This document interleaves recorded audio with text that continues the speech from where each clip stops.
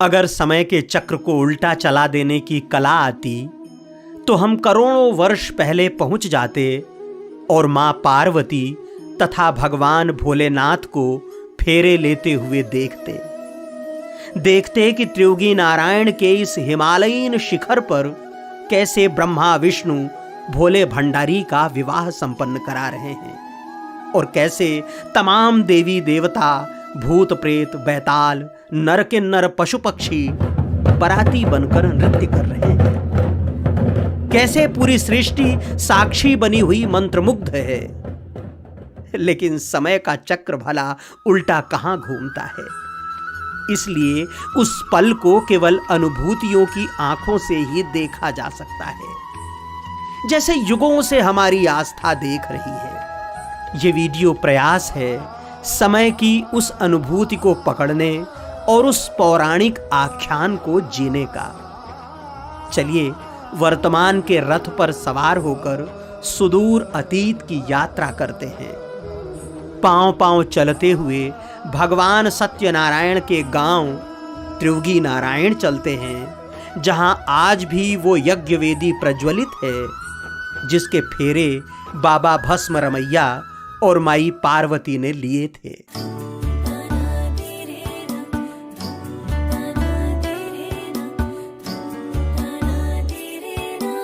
गुप्त काशी से सोनप्रयाग के लिए निकले तो चौड़ी सड़कें हमारा स्वागत कर रही थीं। जो सकरी थीं उन्हें चौड़ी किया जा रहा था। पहाड़, खासकर हिमालय में सड़क बनाना आसान नहीं। सड़क के लिए पहाड़ काटते हैं तो वो सड़क पर ही गिरता है। उसे संभालने के लिए अलग प्रयत्न किए जाते हैं। पत्थर की दीवारें बनाई जाती हैं और उन्हें लोहे की जालियों से बांधा जाता है। इसके बाद भी पत्थर झरते रहते हैं। हम अपनी सुविधाओं के लिए अगर पहाड़ों को हिलाएंगे तो पहाड़ भी तो हमें चैन से नहीं बैठने देंगे। हम मनुष्यों को अगर अपनी बल और बुद्धि का गुरूर है तो फिर पहाड़ तो पहाड़ ही हैं। उनका कद भी बड़ा है और गुरूर भी। जब से पहियों का आविष्कार हुआ है, इन सड़कों के लिए प्रकृति और मनुष्य का युद्ध जारी है। बहरहाल इस युद्ध से निकली राह पर हम सवार हैं और बाबा केदारनाथ की ओर बढ़ रहे हैं। सड़क पर चलते हुए एक ओर ऊपर से गिरने वाले पत्थरों से बचना है तो दूसरी ओर पहाड़ की चोटियों में फैले असीम सौंदर्य का अमृत पान भी करना है। जान भी बचानी है और भोलेनाथ का ये जहान भी देखना है। जैसे जैसे केदारनाथ के समीप पहुंच रहे हैं, वाहनों की आवाजाही बढ़ रही है, सड़क पर भी और आसमान में भी। सड़क पर छोटे बड़े यात्री वाहन हैं तो आसमान में हेलीकॉप्टरों की भीड़। सबका लक्ष्य एक ही है, बाबा केदारनाथ के धाम पहुंचना। कोई 2 घंटे में पहुंचना चाह रहा है तो कोई 2 दिन में। हमें कोई जल्दी नहीं है। जितना चलने की सामर्थ्य देंगे उतना चलेंगे और जब बुलाएंगे तब उनकी देहरी पर शीश नवाएंगे। फाटा से सोनप्रयाग तक की दूरी लगभग 16 किलोमीटर है। इस बीच जगह जगह हेलीपैड हैं और हेलीकॉप्टर के इंतजार में खड़े लोगों की भीड़ है। वैसे तो यात्री वाहनों को सोनप्रयाग तक जाने दिया जाता है, लेकिन उनकी संख्या इतनी है कि 7 किलोमीटर पहले रामपुर में ही रोक दिया गया है। रामपुर, सीतापुर और सोनप्रयाग तक सड़क के दोनों ओर वाहन खड़े हैं और तीर्थयात्री अपनी गठरी सिर पर लादे इधर उधर भटक रहे हैं। सोनप्रयाग में मां मंदाकिनी के किनारे बहुत बड़े क्षेत्रफल में पार्किंग है। पहाड़ की पीठ पर चलते हुए वहां हजारों की संख्या में खड़े वाहन माचिस की डिबिया की मानिंद दिखाई देते हैं। सहसा ख्याल आया कि 2013 में भी इसी तरह वाहन खड़े रहे होंगे और बाबा के धाम में आए जल प्रलय से सब मंदाकिनी में समा गए होंगे। अगले ही पल उन स्मृतियों और विचारों को फटकारा और कहा कि अरे शुभ शुभ सोचो, शुभ शुभ बोलो। सोनप्रयाग पहुंचते पहुंचते शाम हो गई। पुलिस ने गौरीकुंड की ओर जाने से रोक दिया। दोपहर 12 बजे तक ही यहां से आगे के लिए छोड़ा जा रहा था। गौरीकुंड और केदारनाथ में अधिक भीड़ न हो, इसलिए ऐसी व्यवस्था बनाई गई थी। हम गौरीकुंड मार्ग पर ही पंजाबी समाज द्वारा लगाए गए लंगर में पहुंच गए। वहीं प्रसाद पाया और वहीं रुक गए। तीर्थयात्रियों की सेवा का भाव कोई इनसे सीखे। माइक से अनाउंसमेंट चल रहा था और सभी को बुला बुलाकर भोजन जिमा रहे थे। जिसे रुकना हो रुक भी सकते थे, बिल्कुल किसी सेवाभावी आश्रम की तरह। रात तक यहां रुकने वालों की संख्या बहुत हो गई, लेकिन सभी को रुकने की जगह दी गई। सोने के लिए जरा सी ही जगह थी, करवट लेने में भी दिक्कत हो रही थी, फिर भी बहुत थी। कड़कड़ाती ठंड में एक आसरा तो था। इन सेवाभावियों के लिए हृदय से आशीर्वाद निकल रहा था। दिन भर तीर्थयात्रियों की सेवा के बाद भी रात में इनका उत्साह हर स्मरण में झलक रहा था।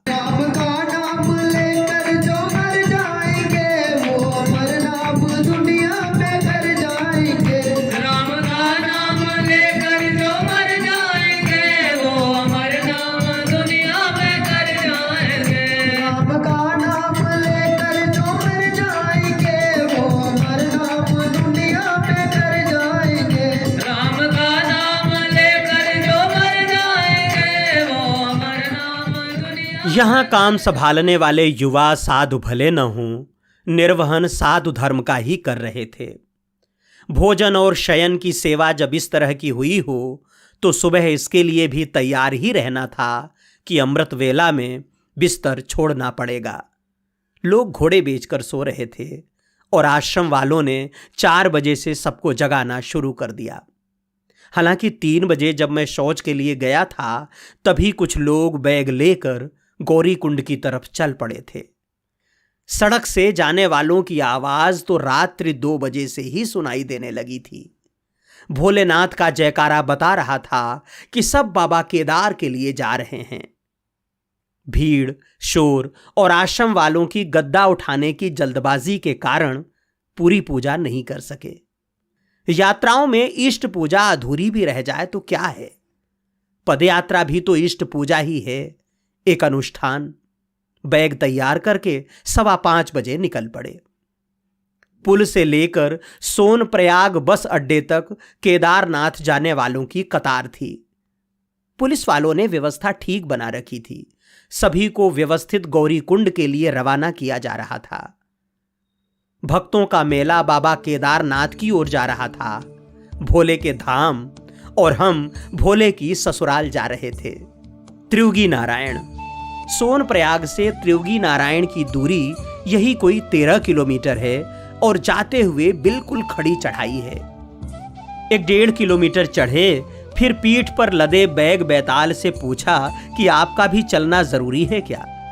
बैग बैताल ने तत्काल उत्तर दिया, हम तो रात की पहरेदारी के लिए दिन भर आपकी पीठ पर लदे रहते हैं मेरे आका। हिमालय के शीत से आपको बचाना मेरी जिम्मेदारी है। अगर दिन ढलने तक लौट आए तो फिर अपना राम राम स्वीकार करें। सोचा लौट कर तो यहीं आना है, इसलिए बैग बैताल को यहीं रोक दिया जाए। एक रेस्टोरेंट वाले भाई से बात की, सज्जन थे, बैग रखवा लिया और ऊपर जाने के लिए शॉर्टकट भी बता दिया। बस क्या था, हल्के हुए और पहाड़ चढ़ना शुरू कर दिया। 2 शॉर्टकट लिया तो आधा पहाड़ पार हो गए। सड़क किनारे फिर चाय नाश्ते की एक दुकान मिली, थोड़ा विश्राम यहां भी लिया। बातचीत में पता चला कि दुकान वाले भाई भी ट्रैकिंग के शौकीन हैं और पहाड़ों पर घूमते रहते हैं। उन्होंने ऊपर जाने का फिर एक शॉर्टकट बताया, गांव वालों का पुराना रास्ता। चढ़ने में थकान तो लगी, लेकिन 40-45 मिनट में लगभग पूरा पहाड़ चढ़ गए। फिर वहां से त्रियुगी नारायण 3 किलोमीटर बचा। सड़क ही चले, बहुत सुंदर मार्ग। सड़क के दोनों ओर सघन वन, बहते हुए पानी के झरने, और पेड़ों की ओट से दिखते हिमाच्छादित शिखर। वैसे तो उत्तराखंड के पहाड़ों में हर मार्ग बहुत सुंदर है, बहुत अद्भुत है, बहुत अलौकिक है, लेकिन ये जो मार्ग है जो त्रिवगी नारायण की ओर जाता है वो अपने आप में बहुत प्राकृतिक है। सामने हिमाच्छादित श्रेणियाँ हैं, शिखर हैं, और सड़क के दोनों ओर बहुत सघन हरियाली है। ऐसी हरियाली जो धूप को नीचे नहीं उतरने देती और बहुत मन को, आँखों को, सबको बहुत आराम देती है। 8:30 बजे त्रिवगी नारायण पहुंच गए। एक अत्यंत प्राचीन मंदिर जहां भगवान भोलेनाथ का विवाह हुआ था। यहां भगवान विष्णु का मंदिर है। मंदिर में भगवान विष्णु अर्थात त्रिवगी नारायण, माता लक्ष्मी, मां सरस्वती की रजत प्रतिमा है। सबसे दिव्य प्रतिमा है सत्यनारायण भगवान की। मूर्ति रूप में सत्यनारायण भगवान की इतनी भव्य और दिव्य प्रतिमा पहली बार देखी। अष्टधातु की विशाल प्रतिमा। ऐसा लगता है कि प्रणाम करेंगे तो आशीर्वाद देने के लिए भगवान समीप आ जाएंगे। 4 भुजाओं में से 2 को बाहर निकालेंगे और दास को उठा लेंगे। शिव पार्वती का जोड़ा और शिव के गण भी इसी तरह के जीवंत हैं। सैकड़ों की संख्या में रखे शालिग्राम भी। यहाँ पे महाराज जी शिव और पार्वती का शादी हुआ है। मंदिर तो भगवान नारायण जी का है। हाँ, 52 अवतार जो हुआ है जी। मंदिर तो उनका है, त्रिवगी नारायण जी का। त्रिवगी नारायण जी। लेकिन शादी यहाँ पे शिव और पार्वती हुई। अच्छा। आपने सुना होगा दक्ष प्रजापति की जो पुत्री थी सती माता जी, वो जो 2 अपमानों के कारण वहाँ हवन कुंड में भस्म हो जाती है। पहला अपमान उनके स्वयं के पिताजी ने किया। दूसरा अपमान जब राजा रामचंद्र जी सीता की खोज में जा रहे थे तो उन्होंने कहा कि मैं श्री जी से मैं इनकी परीक्षा ले लूँ। तो श्री जी ने कहा कि जाइए। दूसरा अपमान उनका वो हो गया, तो 2 अपमानों के कारण वो वहाँ भस्म हो गई थी। फिर दोबारा जन्म लिया उन्होंने इस स्थान पर, पर्वतराज हिमाचल के घर में माता मैना की कोख से। तो पर्वतराज की पुत्री होने के कारण उनका नाम पार्वती पड़ा महाराज। बिल्कुल बताते हैं गणेश जी की उत्पत्ति पहले नहीं थी, पहले वैसे आदि विनायक तो थे, लेकिन उत्पत्ति तब बताते जब शिव जी का विवाह पार्वती के साथ हुआ जी। तो राजा हिमाचल के जो अपने इष्ट देव कुल देवते हुए थे भगवान नारायण, तो इसीलिए उन्होंने पार्वती मैया का विवाह भगवान नारायण को साक्षी मान करके किया है। सबसे अद्भुत है मंदिर के अंदर जल रहा हवन कुंड। वो यज्ञ वेदी जहां भगवान भोलेनाथ और माता पार्वती ने फेरे लिए थे। कहते हैं कि तब से ये अग्नि निरंतर प्रज्वलित है। सतयुग, त्रेता और द्वापर में ये योग बल से जलती थी, कलयुग में जलानी पड़ती है। इसमें लकड़ियां समर्पित की जाती हैं। यहां आने वाले श्रद्धालु इस यज्ञ कुंड में अपनी सामर्थ्य के अनुसार लकड़ियां समर्पित करते हैं। प्रसाद के रूप में इस कुंड की भस्मी भी ले जाते हैं। कहा जाता है कि कुंड में लकड़ियां समर्पित करने और इसकी भस्मी प्रसाद से वैवाहिक जीवन सुखमय होता है। जिस तरह माता पार्वती और शिव का दाम्पत्य जीवन अनुपम और अनूठा है, उसी तरह का वैवाहिक जीवन यहाँ का प्रसाद पाने वालों का भी रहता है। त्रिवगी नारायण मंदिर के तीर्थ पुरोहित रविग्राम नामक गांव के जमलोकी ब्राह्मण हैं, जो इस हवन कुंड की अग्नि को लगातार जगाए रखते हैं। भगवान की पूजा, भोग, स्नान आदि भी यही कराते हैं। अखंड अग्नि है जी। तो शिव और पार्वती ने फेरे वहीं पे लिए थे। अच्छा। बताते सतयुग, त्रेता और द्वापर तक 3 युगों तक देवताओं से वो अग्नि जलती रहती थी। अच्छा। लेकिन जैसे कलयुग का आरंभ हुआ तो उस अग्नि को जो है जीवित रखने के लिए उसमें लकड़ी डाली जाती है। अच्छा। तो कंटिन्यूअसली उसमें लकड़ी डाली जाती है और उस आग को जीवित रखा गया हमारे। अभी भी ये अग्नि जो है भारत की मैंने विभिन्न क्षेत्रों में जाती है।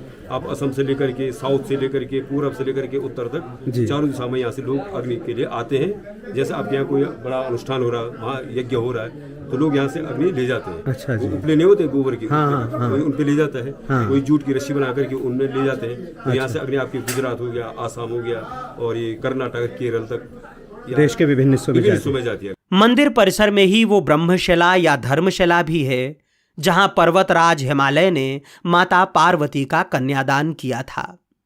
लोग आज भी यहां चावल की थाली और सुहागन का श्रृंगार लेकर पूजा करते हैं। तीर्थ पुरोहित विधि विधान से पूजा संपन्न कराते हैं। यहां कभी गोदान भी हुआ करता था। पत्थर का खूंटा आज भी अपनी जगह पर गड़ा हुआ है। यहाँ पे धर्मशिला महाराज जी, तो यहीं पे उस समय राजा हिमांचल ने पार्वती मैया का कन्यादान किया था। बताते हैं उस समय उन्होंने 1.25 मन मोर मोती और 1.25 लाख गायों का दान करके पार्वती मैया का कन्यादान किया था। अच्छा।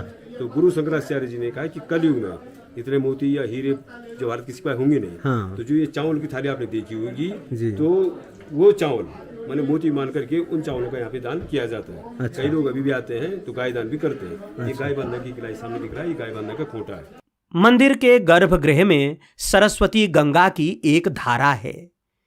इसी धारा से मंदिर परिसर में स्थित रुद्रकुंड, विष्णु कुंड, ब्रह्म कुंड, सरस्वती कुंड और नारद कुंड नामक सरोवर भरते हैं। रुद्रकुंड में स्नान, विष्णु कुंड में मार्जन, ब्रह्म कुंड में आचमन और सरस्वती कुंड में तर्पण किया जाता है। पंडित जी के अनुसार 2 कुंड मंदिर के अंदर भी हैं, जिनमें एक के जल से भगवान को चावल का भोग लगता है और दूसरे से भगवान का स्नान होता है। वहां का जल बाहर उपयोग नहीं होता। 4 कुंड है जी। ब्रह्म कुंड, रुद्र कुंड, ब्रह्मा जी की शक्ति से ब्रह्म कुंड, शिव जी की शक्ति से रुद्र कुंड जी। और ये विष्णु कुंड, ये तो ऑलरेडी भगवान नारायण जी का है जी। तो विष्णु जी का कुंड हो गया। और ये सरस्वती कुंड चौथा। अच्छा, 4 कुंड। 4 कुंड, इसमें पितृतर्पण होते हैं। जी। ठीक है महाराज जी। जी। और चौथा पे थोड़े नारद कुंड बताते हैं। हाँ। 5 जी, 5 तो कुंड। ये है। अच्छा। 2 कुंड अंदर है।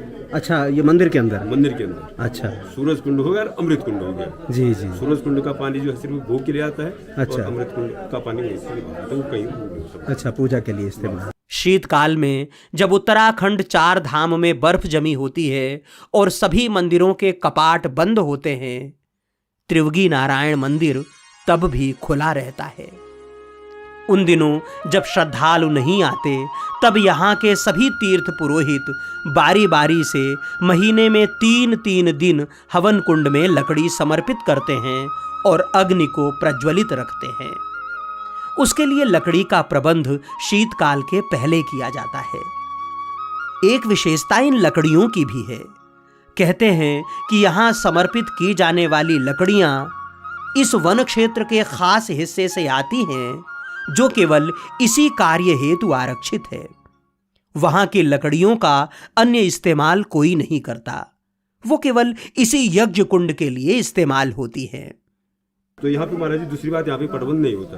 अच्छा। जैसे अन्य मंदिरों में 6 महीने में पटबंध हो जाते हैं। हाँ। तो यहाँ पे जो है 12 महीना पूजा होती है। जी जी। यहाँ पे पटबंध कभी नहीं होता जी। आप किसी भी सीजन में आइए, किसी भी मौसम में आइए। अच्छा। सर्दियों में आइए, बरसात में आएगी, मतलब बर्फ भले जमी रहे लेकिन मंदिर खुला रहेगा। अभी भी जैसे अग्नि जो जल रही है। हाँ। आपकी इच्छा है कि आपने 10 रुपए का एक छोटा सा लकड़ी छोड़ डाली जी। लेकिन जैसे यहाँ के जो परिवार है। हाँ। तो उनमें एक परिवार की 3 दिन की ड्यूटी है। अच्छा। 3 दिन तक वो अग्नि की ड्यूटी उस आदमी की है। जी जी। बस। हाँ। तो जैसे बर्फ गिरती है तो वो स्टोर पहले करना पड़ता है। हाँ। भाई एक 10 दिन बाद मेरा नंबर आने शीतकाल के पहले स्टोर कर तो मैंने लेते हैं। अपना स्टोर कर दिया। जी। तो मतलब मैंने 3 दिन में कम से कम 15-20 क्विंटल लकड़ी एक आदमी को करनी पड़ती है। जी जी। वही मोटे मोटे हाँ, लगा देते हैं जिससे वो जल्दी बस जल्दी रहे, कोई पूछे ना। जी। तो कई लोगों को विश्वास नहीं आता, हम कहते भाई आप कभी भी आए, किसी मौसम में आए। हाँ। जब आपको ये पता है उत्तराखंड में भयंकर बर्फबारी हो रही है। हाँ। आप उस सीजन में आइए और देखिए जी जी। कि यह वास्तव में बंद है या खुला है। मंदिर को लेकर कई किंवदंतियां हैं। जैसे हिमाचल सुता के विवाह में भाई की भूमिका भगवान विष्णु ने निभाई, जबकि ब्रह्मा जी आचार्य थे। विवाह समारोह के पहले मंदिर परिसर स्थित कुंडों में देवताओं ने स्नान किया था। 4 कुंडों का जल स्रोत सरस्वती कुंड है, जिसे विष्णु की नाभ भी कहा जाता है। इन कुंडों के जल को संतानहीनता का इलाज भी माना जाता है। कहा जाता है कि त्रिवगी नारायण मंदिर त्रेता युग में स्थापित हुआ, जबकि केदारनाथ और बद्रीनाथ द्वापर युग में। मान्यता है कि इस स्थान पर भगवान विष्णु ने वामन अवतार धारण किया, इसलिए यहां विष्णु वामन देवता के रूप में पूजे जाते हैं। त्रिवगी नारायण नामक इस स्थान को हिमावत की राजधानी भी कहा जाता था तथा इस मंदिर में जल रही अखंड धूनी के कारण मंदिर को अखंड धूनी मंदिर भी कहा जाता है। आदि गुरु शंकराचार्य ने हिमालय के अन्य मंदिरों की तरह इसका भी जीर्णोद्धार कराया और इस स्थल को पुनर्प्रतिष्ठा दिलाई। नई बात यह है कि उत्तराखंड सरकार इस स्थान को वेडिंग डेस्टिनेशन के रूप में विकसित कर रही है ताकि लोग यहां आकर विवाह कर सकें। जिस स्थान पर शिव पार्वती ने एक दूसरे को आत्मसात किया था, उस स्थान पर उनके भक्त भी 7 फेरे ले सकें। ऐसा इंतजाम पर्यटन विभाग कर रहा है। आइए अब यह भी जान लेते हैं कि त्रियोगी नारायण पहुंचे कैसे। यहां आने के लिए सोनप्रयाग से या गुप्त काशी से ही वाहन मिल जाते हैं। ज्यादातर लोग निजी वाहन से ही यहां आते हैं। गुप्त काशी या सोनप्रयाग तक कैसे पहुंचें, गुप्त काशी वाले वीडियो में हम बता चुके हैं, चाहें तो उसे देख लें, लिंक डिस्क्रिप्शन में है। यहां रुकने के लिए बहुत सीमित जगह है। काली कमली वालों की एक धर्मशाला है जहां निःशुल्क रुक सकते हैं, लेकिन सुविधाएं कुछ भी नहीं हैं। सुविधाएं चाहिए तो कुछ पैसे खर्च करके स्टे होम में स्टे लेना होगा। इस वीडियो में यहीं तक। अगले वीडियो में चलेंगे इस पद यात्रा के प्रमुख पड़ाव 11वें ज्योतिर्लिंग केदारनाथ। गौरीकुंड, मुकुंड भैरव और बाबा केदार के अद्भुत दर्शन करेंगे। इसके अलावा हिमाच्छादित शिखरों को भी देखेंगे। तो तैयार रहिए उस रोमांचक यात्रा के लिए। तब तक के लिए यायावर ओम द्विवेदी को अनुमति दें। चलते चलते वही एक निवेदन, अगर आपने अभी तक ओम दर्शन चैनल को सब्सक्राइब नहीं किया है तो कृपया कर लें। अगर आप चाहते हैं कि हमारा ये सनातन धन जन जन तक पहुंचे तो परिचितों और मित्रों के साथ साझा करें। हमारी भक्ति को अपनी शक्ति दें। जय गंगा माई की, जय यमुना माई की, बाबा केदारनाथ की जय। नर्मदे हर।